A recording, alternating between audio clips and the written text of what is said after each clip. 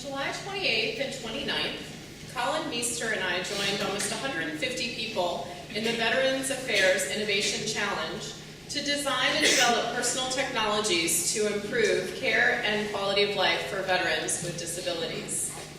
Sadly, as of today, there are almost 4 million United States veterans with a service-connected disability.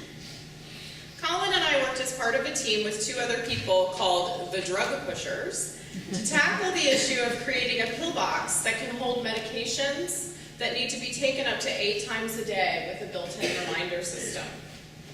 The inspiration for our design was Michelle, a veteran who served in the Army for 11 years as a Black Hawk helicopter mechanic. In 2006, she fell out of a helicopter and suffered a traumatic brain injury, a shoulder injury, and a broken back.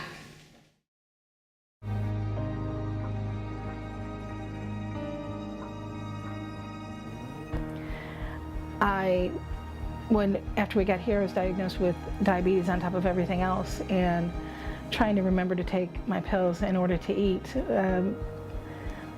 trying to remember anything. I had a lot of memory issues and couldn't remember to take them, couldn't remember when I was supposed to take them, or couldn't remember if I'd already taken them, so I just kept screwing it up, and it was actually making everything worse.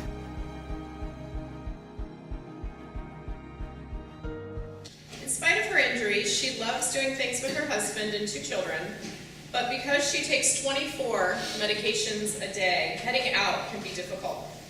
Imagine if you wanted to leave the house for the day and your pillbox looked like this. We designed a water bottle with a pillbox built into it.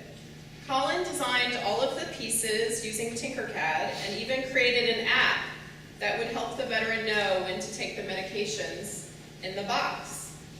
One of our teammates also designed this complex funnel system to help veterans with mobility issues to fill the box.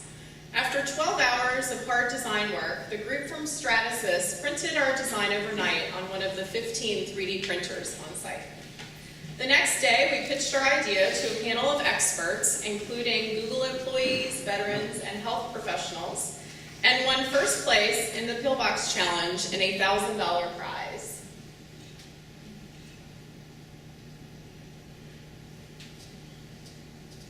Our design is on the National Institutes of Health website, and anyone can download it and print it on a 3D printer.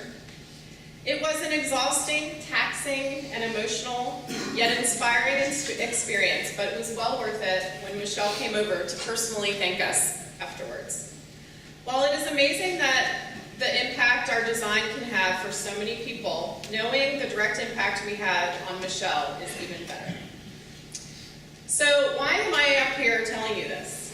It's not just because Mrs. Hollerith asked me to give this talk, although as someone who needs lots of help getting into heaven, I would never say no to her. She has a really good in with the man upstairs. It's not just to advertise for our makerspace, although we'd love to have you if you're interested.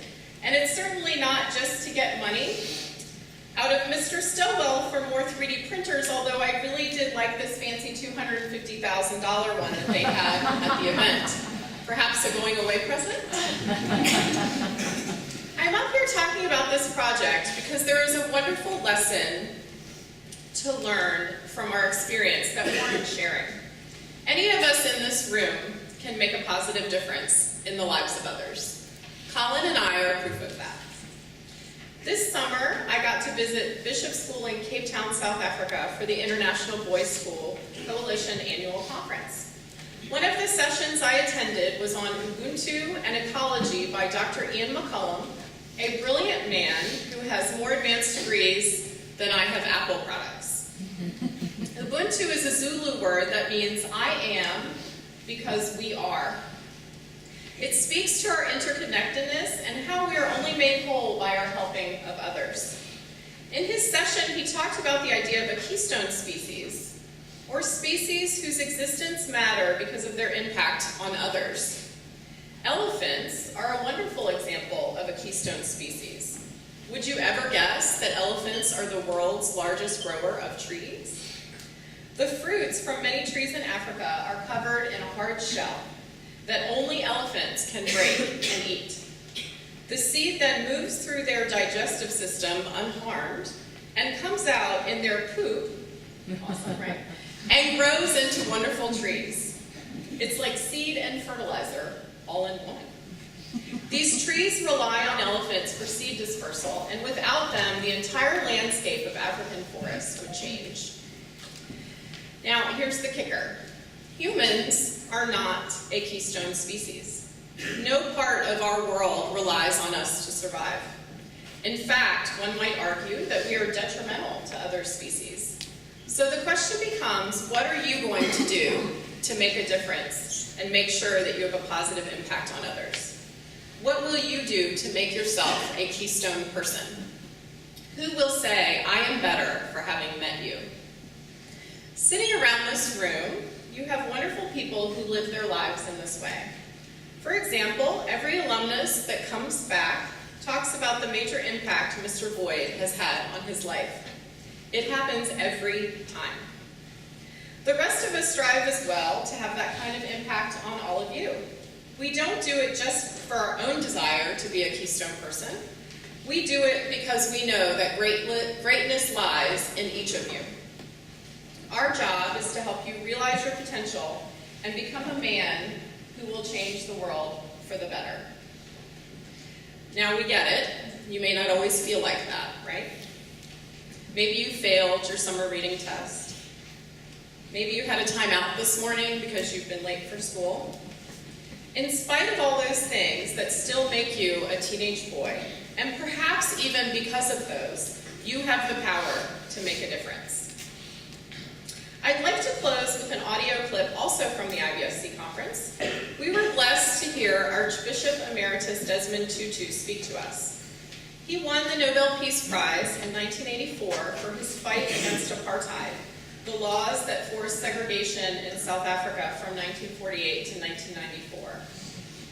In an area of Cape Town called District 6, the government forced blacks out of their homes, threw them and their belongings onto trucks, leveled their houses with bulldozers, and then moved them to segregated areas outside of the city.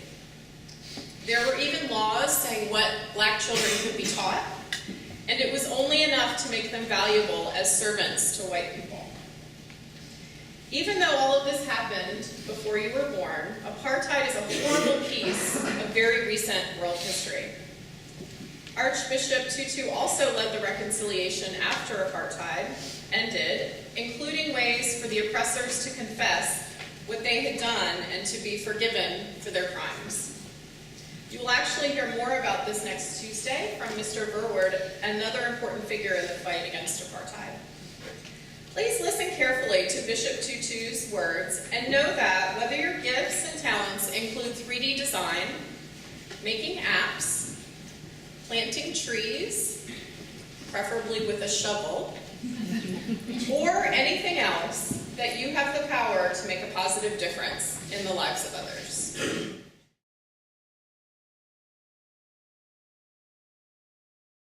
I have great faith in the youth.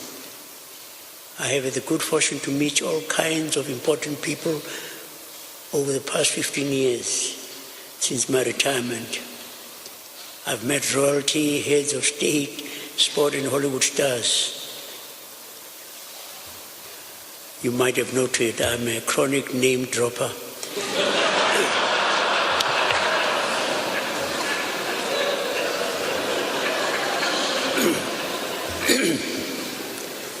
But almost without exception, it is the young people I have encountered who have impressed me most. I'm often stunned by the depth and clarity of their understanding and by their courage to confront the challenges they have inherited. I have traveled on something called Semester at Sea 4 times now around the world. Those young people just blow your mind. They dream, and I say to them, go on dreaming. Go on being idealistic. Don't allow oldies like us to affect you with our cynicism. Dream that poverty can become history. Some of them do dress a bit strangely, and their taste in music is generally appalling, but they are at a major advantage. Their hearts and minds are generally uncluttered by the anxieties of the accumulation of resources that afflicts older people. They understand the transforming technological, communication-rich world around them with greater clarity than the likes of my generation. I say to them, dream. Dream God's dream. That this, our world, will be a better world. Dream. Dream. Go on being idealistic. We are in good hands. God bless you.